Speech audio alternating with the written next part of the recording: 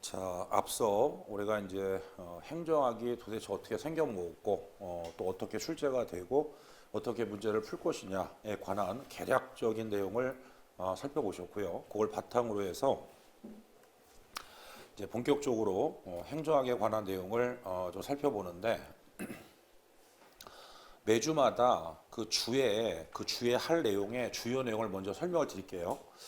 다만 오늘은 조금 덜 나갈 것 같아요. 왜냐하면 12주다 보니까 조금씩 이제 늘어져서 좀 덜 나갈 것 같긴 하는데, 자, 우선 이제 이번 주에 공부할 내용 중에서 행정학은 그러니까 정부 자체를 연구하거나 정부의 활동을 연구를 해요. 그래서 정부관, 이게 국가관이 되게 중요한데요. 이 국가관에는 크게 세 가지가 있어요. 시대별, 이념별, 그리고 광의 협의해서 세 가지가 있는데, 일단은 다른 것도 중요하지만 제가 매 주마다 꼭 해야 될 거 있죠. 그 부분을 주의해서 보시는데, 오늘은 진보 보수 있죠. 이 부분을 주의해서 보시면 돼요. 나중에 다른 건 나중에 얘기를 할 거고, 그 다음에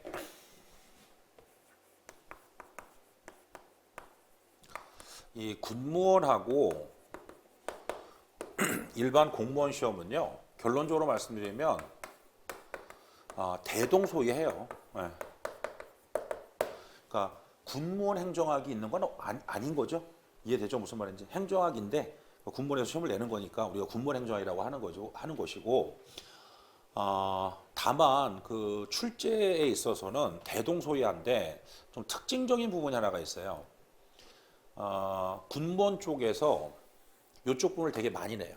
다른 시험에 비해서는.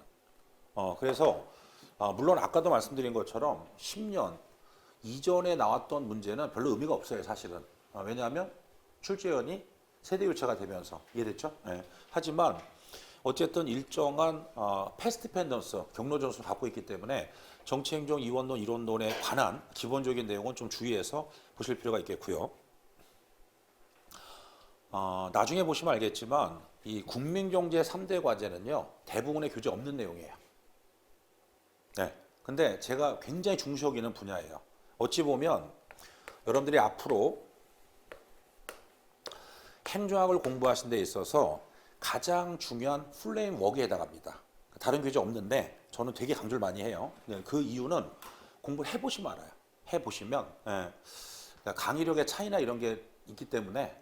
무슨 말인지 알겠죠? 네. 다른 분들은 이걸 잘 소화를 못해요. 사실은요. 그래서 좀 주의해서 보실 필요가 있어요. 중요한 건 일단 정부가 어떤 역할을 하느냐, 이런 부분. 자, 그 다음에 이제 시장 실패하고 정부 실패는 되게 중요해요. 나중에 좀 이따 얘기하고, 공유의 비건 아마 오늘 못할 것 같으니까 일단 넘어가시고. 자, 항상 페이지는요, 여기 적혀 있어요. 못 찾아오시면 요 보고서 쫓아오시면 됩니다. 33페이지.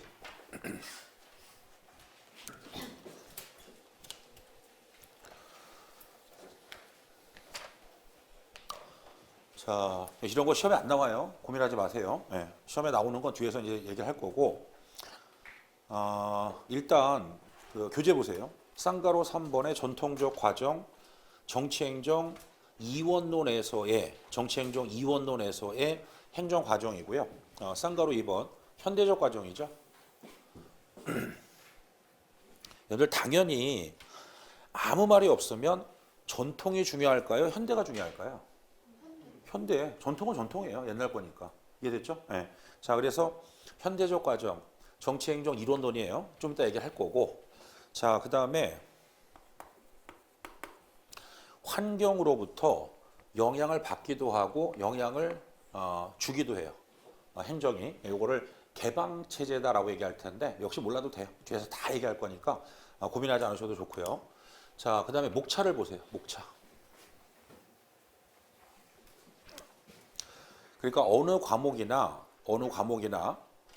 그 비슷한 틀을 형성하게 됩니다. 이걸 이제 패러다임이라고 보통 얘기를 많이 하는데 나중에 기회 되면 얘기할 거고요. 행정학의 경우는 정부의 행정활동이 이루어지는 과정에 따라서 자, 기술되어 있다. 다시 얘기해서 행정현상이 매우 복잡하기 때문에 정부의 행정활동이 이루어지는 순서에 따라서 서술돼 있다. 기술돼 있다는 얘기가 서술돼 있다 뜻이에요. 설명돼 있다 이런 뜻입니다. 네, 순서대로. 자, 그래서 기초이론은 행정학은 법학은 아니지만 법학식으로 표현하면 총론이고요. 그 다음에 목표 설정, 정책 결정, 기획에 대한 부분을 2편 정책론에서 공부하고요. 조직화에는 크게 세 가지가 있어요. 자, 구조적 조직화, 인적 조직화, 물적 조직화로 나눠지는데 구조적 조직화는 조직론, 인적 조직화는 인사행정, 물적 조직화는 재무행정 이렇게 구분이 된다라고 보시면 되겠고 동기부여는 조직론에서 공부해요. 이런 식으로. 자, 이런 거 시험에 안 나옵니다. 고민하지 마세요. 이거 뭐냐면 백화점 1층에 가면 못 팔아요. 2층에 가면 못 팔아요. 이런 거예요. 이해됐죠? 그냥 개괄적인 거 흐름이니까 모르셔도 관계는 없고요. 자, 앞에 보세요. 혹시 인천 사시는 분 손 들어보세요. 예.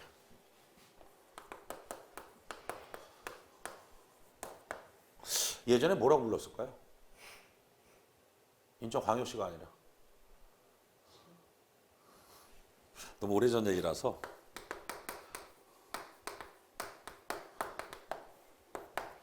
인천 직할시라고 들어보셨어요? 직할시? 예. 그러니까 옛날에는 초등학교를 뭐라고 불렀을까요? 그래, 그거 다 알잖아요. 옛날에는 광역시가 아니라 직할시였어요. 근데 나중에 이제 얘기하겠지만 지방자치가 중단됐다가 91년도에 반쪽짜리 지방자치, 95년도에 단체장까지 지방의 위원을 말할 것도 없고 선출하면서 지방자치가 부활됐거든요. 그러니까 이제는 직할이라는 말이 안 맞는 거예요. 중앙정부가 직할한다. 말이 안 맞죠. 그래서 뭘로 바꿨다? 광역시로 바꿨다. 이 얘기를 왜 하냐면 갑자기 예전에는요.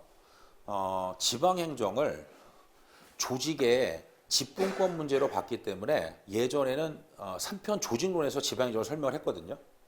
예전에는. 근데 지금은 모든 교재들이 지방행정을 따로 빼요. 그런데 여러분 생각해 보세요. 중앙이나 지방이나 행정 과정은 같을까요? 다를까요? 같아요. 같고 이 부분에서 뭐를 주로 공부하느냐 하면 주로는 지방자치와 관련된 법령, 지방자치법을 비롯해서 주민투표법, 주민선거에 관한 법률 등등등등. 그 다음에 지방자치의 성공 여부도 결과적으로 돈 문제죠, 돈 문제. 지방재정. 근데 이 재정은 실질적으로는 다 법에 규정이 되어 있어요. 대표적으로 자주재원이라고 할 수 있는 지방세 기본법, 그 다음에 세외 수입, 그 다음에 또 의존재원으로서 교부세 이런 게 있어요. 지방교부세법 이런 식으로. 이게 다 법이에요. 그러니까 결론적으로. 아까 얘기했던 것처럼. 그래서 뒷부분에 가면 특히나 조직론도 법이 좀 있긴 있는데 이 이후부터는 거의 다 법이 많이 차지한다. 그렇게 이제 생각하시면 됩니다. 문항수는 아까 얘기했던 것처럼 그렇게 생각하시면 돼요. 문항수는. 근데 꼭 제가 부탁을 드리는 것은 뭐냐면 이 뒷부분에도 문항수가 굉장히 많아요. 사실은. 굉장히 많기 때문에 뒷부분도 그 뒷심을 발휘해서 꼭 이제 여러 번 읽어보시는 게 필요하다. 그렇게 보실 수가 있겠고요. 자, 그 다음에 22페이지 보세요. 자, 우선은 01번 보세요. 국가 관, 정부 간의 변천인데 네모 1번 시대별 정부관이 있고 네모 2번 이년별 정부관이 있고 오른쪽 네모 3번 광의 협의회 정부관이 있어요. 자, 아까 말씀드린 것처럼 세 가지가 있는데 오늘은 2년별 정보관을 주의해서 보시고요. 나머지는 배경 지식 정도로 기억하시면 돼요. 나중에 어차피 할 거니까 그 정도만 기억하시면 되는데 자, 앞에 보세요. 자, 뭐 당연한 얘기 좀 해볼까요? 우리가 내각제예요, 대통령제예요? 대통령제고요. 아무 말이 없으면 정치체제는 대통령제라는 걸 전제하고 출제를 해요. 출제자들이. 그래서 대통령제는 우리 내각제가 익숙할까요? 대통령제가 익숙할까요? 대통령제가. 왜? 그렇죠. 계속 그랬으니까. 센스쟁이. 그래서 계속 대통령이 했으니까 그게 익숙한 거죠. 내각제는 하긴 했었죠. 하기는. 언제? 장면 정부 때 쬐끔. 그러니까 익숙하지 않아요. 우리나라 사람들은. 이해됐어요? 자, 그래서 대통령제가 그러니까 우리가 잘 알고 있는 걸 먼저 얘기하는 게 좋다는 얘기예요. 제 얘기는 이해됐죠? 예. 삼권 분리, 내각제는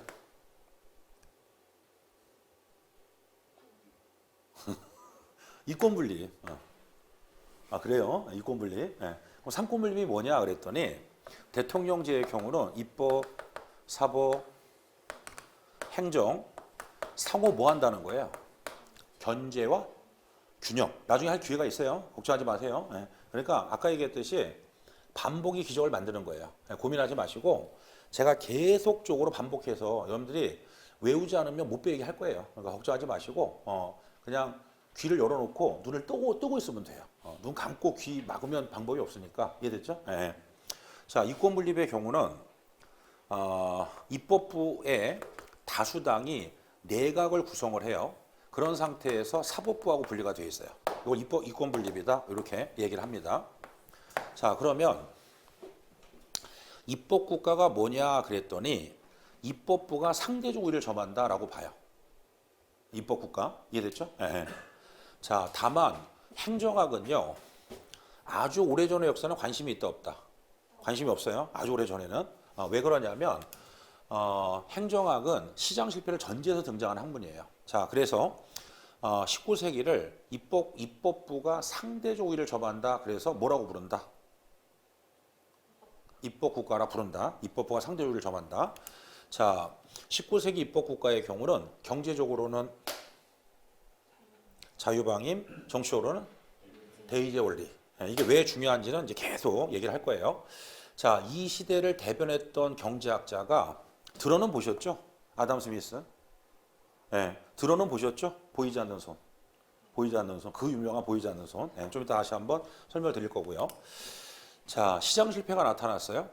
시장 실패. 네, 그래서 결과적으로 시장이 제 역할을 못하는 거죠. 네, 그래서 정부가 그러니까 아무 말이 없이 정부는요. 좀 이따 얘기하겠지만 행정부를 뜻한다라고 생각하시면 돼요. 이걸 얘기하는 거예요. 아무 말이 없으면 좀 이따 나옵니다. 다 뒤에 나올 거예요. 고민하지 마시고. 네. 자, 그래서 정부가 행정부와 시장에 개입했어요. 그러니까 행정과 상대 우위를 점하겠죠. 네. 근데 행정학에서는 사법국가라는 말을 쓰진 않아요. 사법국가라는 말을 쓰진 않고요. 자, 그러면 이때 당시를 대변했던 경제학자가 케인즈예요. 케인즈. 나중에 얘기하고요. 자, 루즈벨트 대통령에게 정책적 조언을 해요. 자, 뉴딜. 좀 이따 설명을 할 거고요. 자, 공적 공구, 공적 유도, 정부 규제. 일단 신경 쓰지 마시고요. 그러니까 이런 거예요. 익숙하지 않은 말이 나오면 최소한 3번 정도는 해보셔야 돼요. 자, 준비됐나요? 네.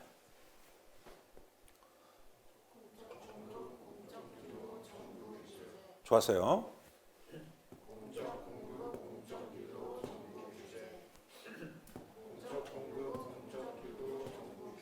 그 다음에는 다다익선. 많이 해보는 게 좋아요. 그 다음부터는. 네. 자, 정부 실패가 나타났습니다. 다시 얘기해서 시장 실패를 치유하기 위해서 정부가 시장에 개입했는데 오히려 좀 말이 어렵죠? 자원 배분을 왜곡시켜요. 자원 배분을 왜곡시켜요. 정부 실패. 그래서 이제 신행정국가 또는 탈행정국가 그리고 앞으로 이게 계속 나올 겁니다. 입법국가는 약용국가. 이걸 뭐라고 하느냐면 최소의 정부가 최선의 정부라고 할 거예요. 최소의 정부가 최선의 정부다. 네. 자, 그 다음에 행정국가는 큰 정부죠. 네. 그래서 행정국가는 다른 말로 복지국가라고 생각하시면 되는데 최대의 봉사가 최선의 정부다라고 보시면 돼요. 자, 그러다가 정부 실패가 나타났기 때문에 작지만 효율적인 정부. 그래서 자, 공적 공급에서 민영화로, 공적 유도에서 보조 삭감, 정부 규제에서 규제 완화. 요거 기억해 주셔야 됩니다. 시장 실패는 그러니까 잘 보세요. 시장 실패는 큰 정부 등장의 논리적 근거가 되는 거고 시장 실패에 따라 뭘 한다? 규제한다면 자, 정부 실패는 작지만 효율적인 정부의 등장 원인이 되는 거고 그래서 규제를 완화하는 것이다라고 볼 수 있다. 그렇게 보시면 되겠죠.